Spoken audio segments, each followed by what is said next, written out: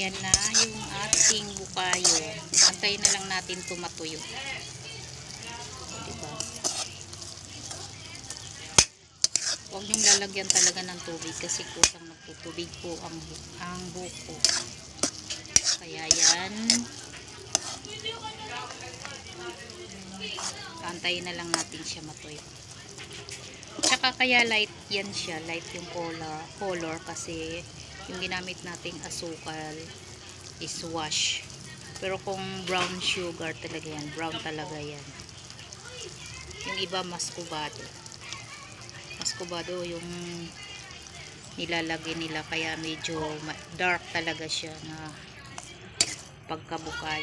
Ito light lang siya kasi wash. Depende po yan sa kulay ng asukal na ginagamit. So, ayan. Thank you for watching, guys. Ayan, malapit na po maluto. Nakatikim na ako ng bukayo. Kunting ano na lang.